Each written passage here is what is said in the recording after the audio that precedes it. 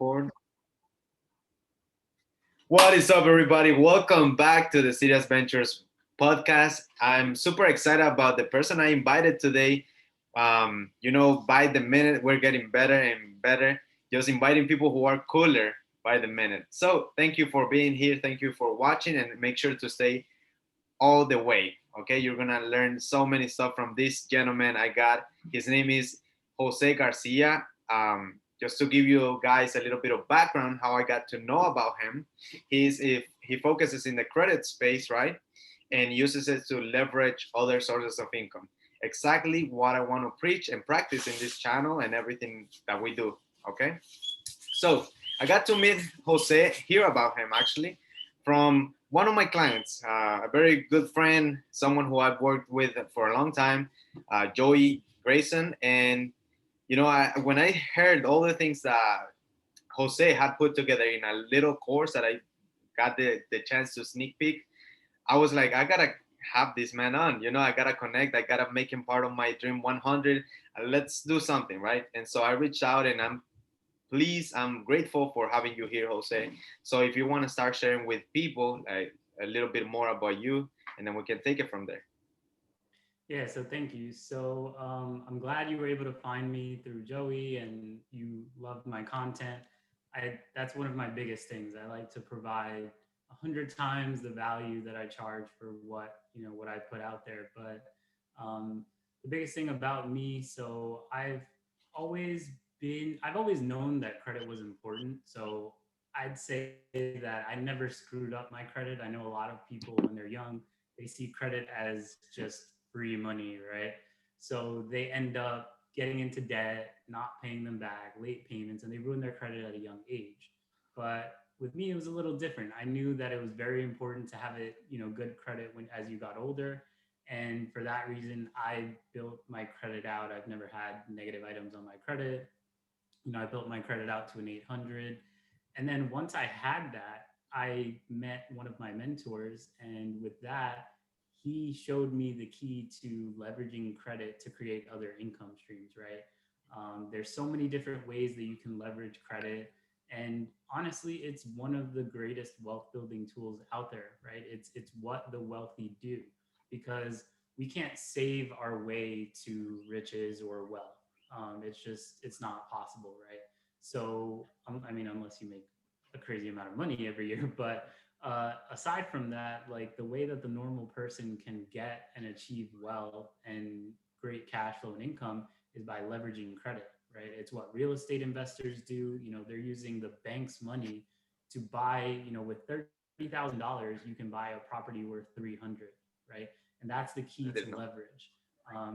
You're taking a little bit of money and controlling a lot more money, right? In that case, like I said in the example of a house. Um, but in terms of me, so I started leveraging it for ecom. I haven't gotten into the real estate space. I'm looking to get into it now, but as you know, with housing market is crazy right now. But at the end of the day, if you can find a cash flowing property, it doesn't really matter how much you Yeah, pay for it as long as you're making there's money. always room. Real estate is one of the best markets. I mean, either in the bull market or in the bear market. You just gotta find the right deals. But Exactly. what? Go ahead. Yeah.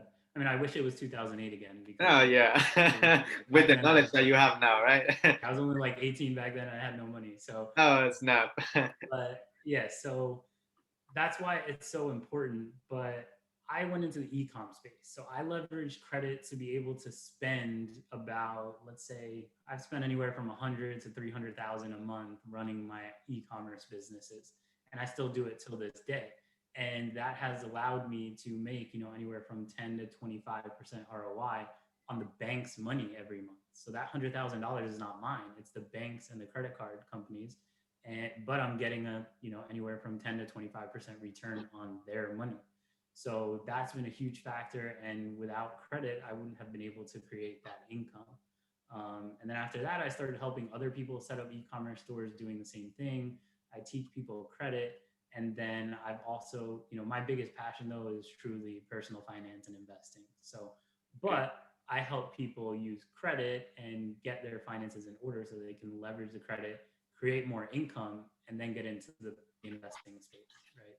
You just reminded me of Robert Kiyosaki and just talking about building assets, with leverage, other people's time, other people's money, and others audience and whatever it takes, right? Yeah. Um, it's wonderful and that's awesome. But what got you really into the e-commerce space? Like you could have jumped onto the real estate like many people, right? Maybe you could have gone the route of getting your license or something like that, but you went straight for e-commerce. And let's go a little bit more in that.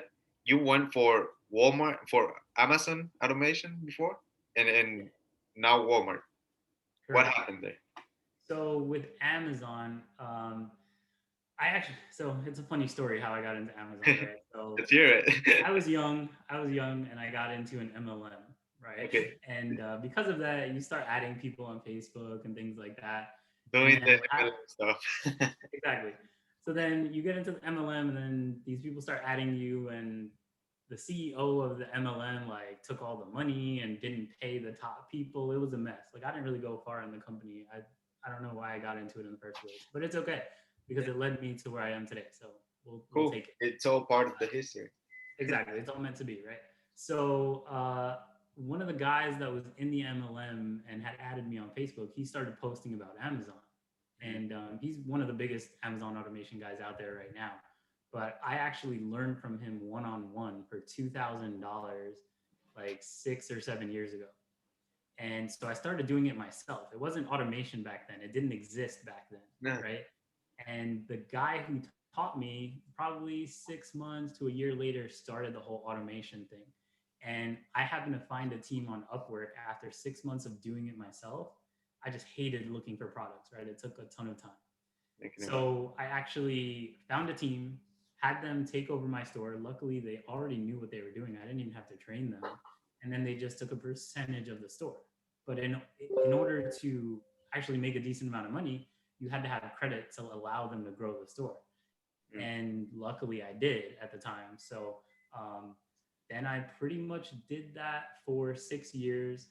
Unfortunately, the method we were doing was against Amazon's policy, but at first, because nobody else was really doing what we were doing, it wasn't an issue. They weren't really making a big deal about it. But after 3 years, more people started getting into it, and Amazon started cutting back on it, and bringing down the hammer on people. And then I think it was November where my account finally got suspended for like the third time of violating that drop shipping policy. And I knew my account was pretty much done. So they held like $30,000 from me for 6 months. I just got it back like last month. And I got my account back too, surprisingly. So that's good. But I'm still deciding whether I want to go into FBA or not. Mhm. I just don't have the time to like learn it and implement it myself. And the services that are out there that are offering it, the time to even make your first dollar, or even get a return on investment is just way too long. I can do better things with that money. So, still deciding what to do with my Amazon account.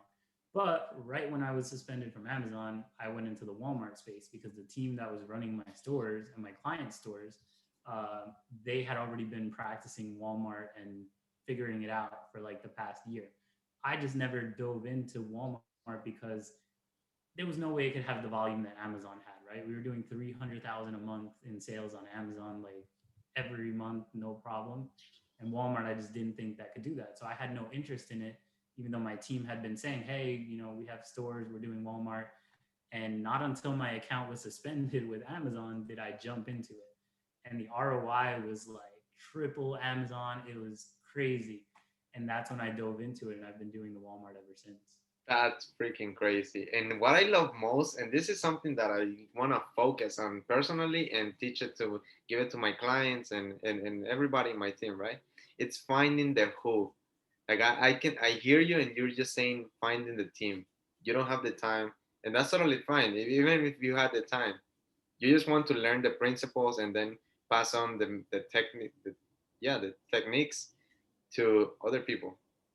Yeah, and that's the biggest thing. Anytime in any business or just in life, if our biggest thing is time, right? And if you can do something where you make $100 an hour, but then you have to do tasks that anybody can do if you just give them a standard operating procedure, or you record a little Loom video for them showing how to do it. You can pay somebody $3 an hour to do that, so you can go do $100 an hour task or whatever it is, right? So like for me, as part of the Walmart business, I run stores for other people, and we have to invoice people at the beginning of the month. We have to handle their returns because it's not like Amazon drop shipping with Walmart. You have to have a returns warehouse. They send all the products to you, then you have to go send it back to Amazon. So right now I have a VA that enters all the labels and gets all the labels for me for that. I have a VA that does the invoicing for me, and it's all at $3 an hour, right? And for them, it's that's a decent wage. So and you're providing a job for someone, right? So for me, I can focus on getting clients. That's a high profit action versus doing tedious tasks that if you're doing it more than 5 times, then you can easily give that to somebody else, right? Delegate, automate, and eliminate. Exactly. Yeah. Yep. So anything that's, you have to calculate your hourly wage, your real hourly wage, and then just see like if laundry takes you an hour, but you can be working on your business and doing sales calls, and in that hour of sales calls, you can make $1,000. Right. Well, why would you do laundry, which you can outsource for, I don't know, whatever it All costs, box. not much. Yeah, absolutely. It's an art really, and delegation. I wish I had learned it earlier on in life, but here we are. And let's switch back gears onto credit. Knowing that you told me you're from Puerto Rico, now you're living in Dominican Republic, and now you're living in New York. I can imagine your family telling you not to play around with credit, but I don't know if that was the case for you. So do you want to share a little bit of that? Yeah, so I didn't live. So my parents are, my mom is from Puerto Rico, and my dad is from Dominican Republic. I was born in New York, but yeah, I mean, with Hispanics families, credit is like the devil, right? Yeah. So luckily, I mean, like I said, I've had mentors since I was in college. I think that's when I had my first mentor. He's still my mentor till this day, and Nice. that's when I learned about trading, right? But he also taught about a lot of other things. And again, just I'm always consuming knowledge, right? And Wonderful. I knew that credit was important, whether my parents told me that or not, which they didn't. But Okay. I always, when I got my first credit card, I would use it and I'd pay it off the same week or the same day, right? For me, it was just like I never wanted to have a balance. And even till this day, like even though I leverage credit, when I like just my regular cards that I use every day, I'll pay them off every week. Like I'll log in, look at the balance, and I'm like, I don't want to have a balance. Let me pay that off. So even though the other thing is, I have all my credit cards set up to pay the full balance automatically every month. So I never Yeah. want a late payment on my file. So everything is automated so that if I ever forget, then I have that safety in it. But like I said, I pretty much go in and pay my cards every month. But in terms of my family, I mean, I I'd say my family knew like I have a math degree, a mechanical engineering degree, like all that. So like I was pretty well educated. So like I kind of they knew I wasn't doing stupid things with credit, right? So they Cool. didn't care what I was doing. But I could see how like if if parents are in debt with credit cards and like they're paying credit cards all the time or they're getting in debt, like that can be passed on to the kids. So they can either there's two things are going to happen. Either their children are going to get in debt just like they did because their parents were living off of credit cards their entire life, or the parents are gonna like cut up their credit cards, pay off the credit cards, then tell their kids never get a credit card. It'll just put you in debt and you'll never be able to get out of it, right? So those are mainly the two things that can happen unless they realize how powerful credit is. And if you use it responsibly and know how to manage it, it can take you very far. Wonderful. So one, that's crazy. It's good. I'm glad you didn't have the bad experience of getting your parents tell you not to do it. Uh, many people just and mostly in the Hispanic household, but it's what you said. We have that inheriting. We Right. pass it on. So some of us, like myself, I had to just work quietly and just get my Exactly. my own credit and do my own stuff quietly and just come with the results. And that's the best way, in my opinion, for those that are struggling with that. Or if you want to be like Jose and go get your degree and make sure that they know you're responsible, right? Yeah, but I think, I mean, obviously your way is the way to do it, and I think I kind of did that too. Just kind of just do it. You don't have to get permission for that kind of stuff. Yeah, Um, absolutely. but on top of that, like, yeah, every time I have over 40 credit cards now. So every time a credit card would come in the mail, like when I was living at home, my mom would be like, "Another credit card?" And I was like, "Yeah, like, who cares? It's not doing anything. You act like I'm maxing them out, right?" But no. So yeah, just do your thing and learn from the right people that know what they're talking about, and build up your credit, because there's nothing better than having amazing credit. Cool. Let's talk about you got 2 degrees, is that what it is? Math and mechanical engineering. Math, yeah, mechanical engineering. And you became an entrepreneur. Didn't want to go the So no, normal. I still do have a job actually. Okay. I work, yeah, I have a great job. I work remote at six figures, but and here, this is something Working mode. and Okay, that's I'm important. great. I'm glad you brought this up, because this is something I want to clear up, right? Yeah. So many people think, like, all they look up to are these people on Instagram that, they're doing whatever they do. Most of them are selling courses to make money and don't Yeah. actually make money doing what they do, right? But the biggest thing is, like, everybody makes it seem like having a job is like the worst thing in the world, right?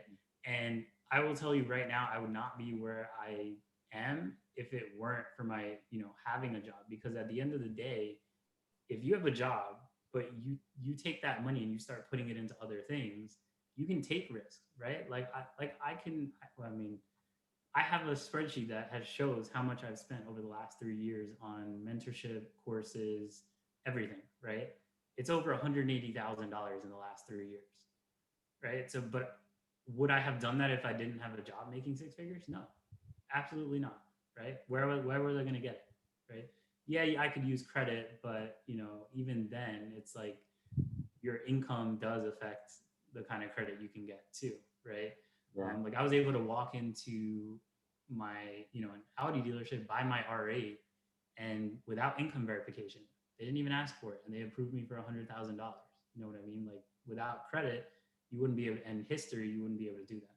But in terms of the job, it's like the chances of entrepreneurs succeeding is so low Yeah. that most of the people, yes, you have the people that just go all in and they're already at a low point.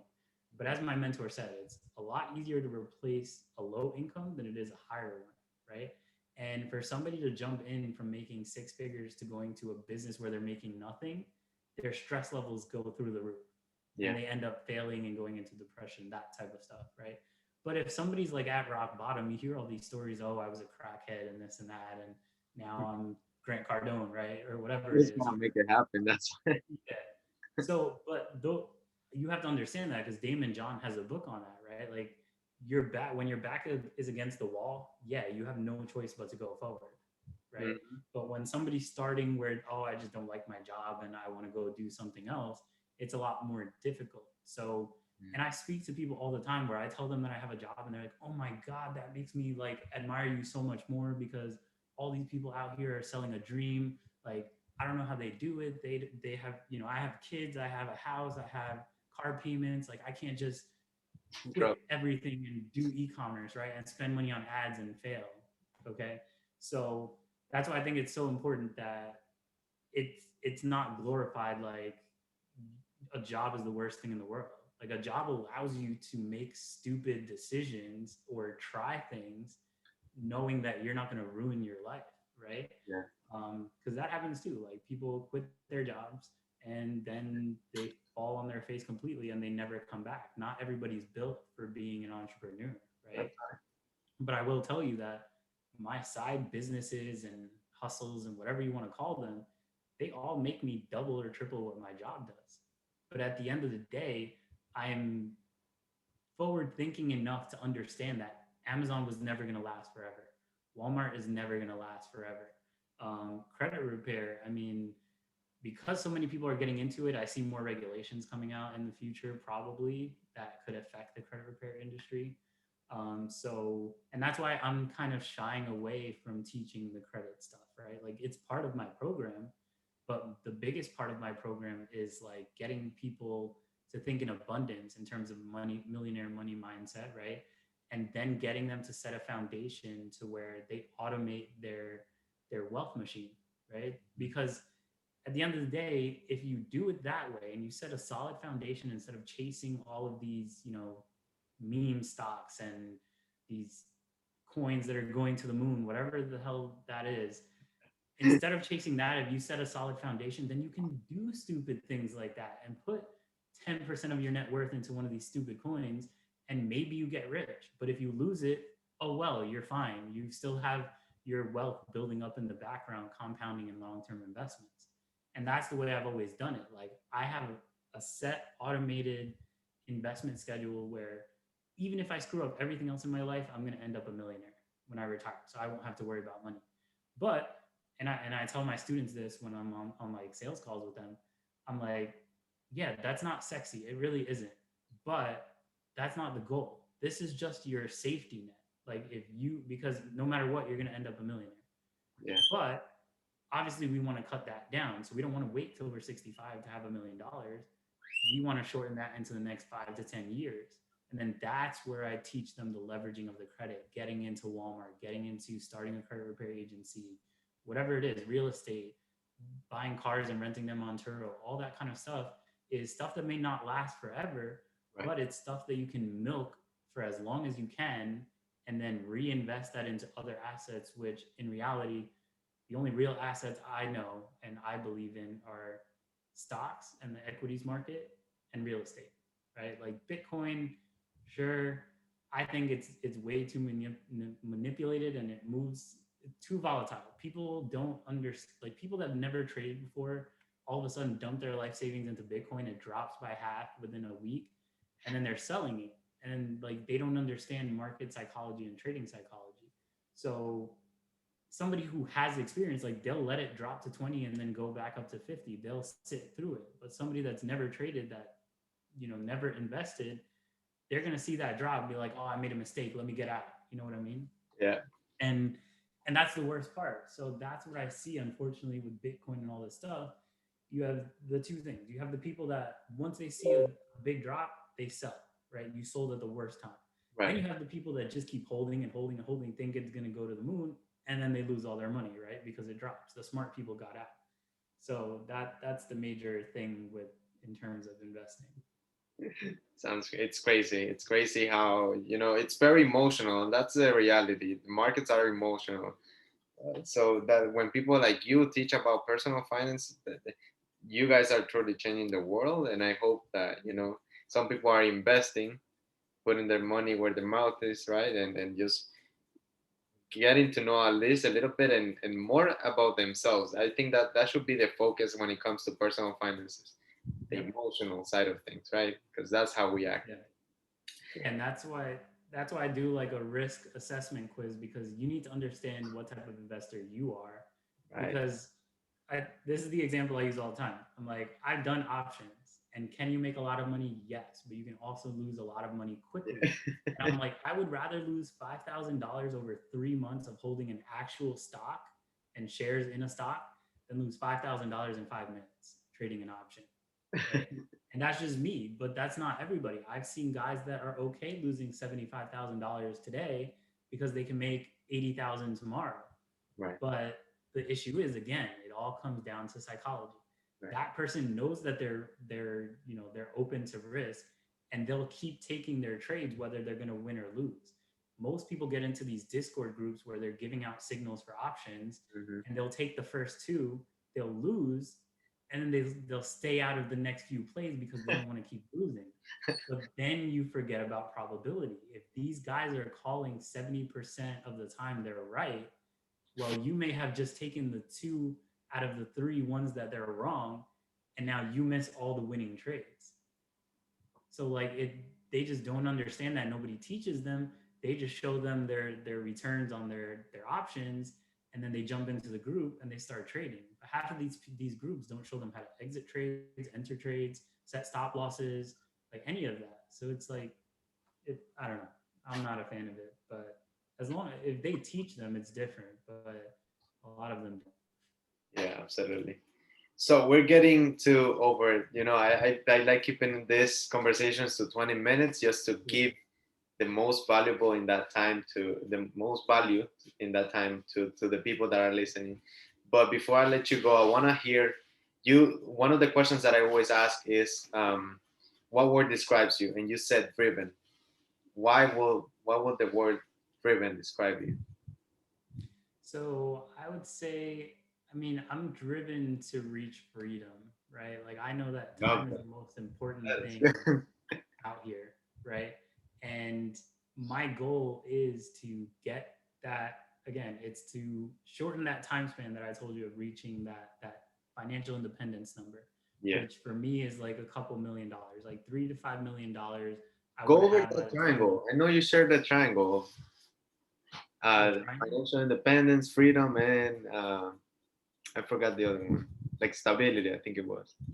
Yeah. So the key is like I want to have $3 to $5 million by the time I'm 35. That way I can live off just the passive income from that, which will be in the hundreds of thousands of dollars. And then I can pursue anything I want. Because everybody thinks that you just want to get financially free and then sit on a beach. It Right. doesn't work like that, right? Yeah. Like my passion is helping people learn all the stuff that I learned to get to where I'm at. Because I see people all around me at my age, no retirement savings, no savings at all, in debt, living paycheck to paycheck, or barely even getting by, and and then you see them just partying every weekend still with no money. Like how are you doing that? They're living off of credit cards, right? They're using credit cards the wrong way. I've seen people that literally go out on the weekends and put tables on credit cards at the bars or the clubs, and they're just drowning in debt, paying more and more interest. So like I'm driven to get people out of that mindset. Like the biggest change in your life when you will come when you start not caring what other people are doing or what other people think, because then you're going to be just trying to be like the Joneses your entire life and buying the new car, this and that, phone, clothes, whatever it is, just Right. because you want to try to fit in. But when you don't care, you can walk anywhere and know that you can walk into any car dealership, buy whatever car you want. You can go to any store, buy whatever you want. You can go into almost any room and have more money than anybody in there, and they won't know it. But that's okay because you have the freedom like to do whatever you want whenever you want. They're buying all these things and they're enslaved to the debt. So yeah, they go out on the weekends and they party, but then during the week they're enslaved doing something they don't even like. So that's a major key for me. Like I don't want to be like that. Yeah. So you want to reach financial freedom, you call it. Yeah, basically the ability to do what you want whenever you want, right? Cool. And and there's two stages to financial independence or financial freedom. There's the one where you reach the level where your job income is replaced by your passive investments. And then you have stage 2, which is where you can become immobilized, you can go blind, deaf, whatever it is, where you can not do anything to make money and you can live for the rest of your life, right? And be able to support your family and things like that. So it's that second stage you want to get to, which takes time, but the first step is stage 1, and just replacing your job income with passive income that is low risk, right? And is long term. Because again, my side hustles, Amazon, Walmart, all this, they make way more money than my job, but I know they're not long term. So I funnel the income from those things into long term investments, and that's more secure. And even worst case, with dividend funds and things like that, you can still make a decent return every year. Okay. And those long-term investments will be stocks and real estate. Correct. Okay. Cool.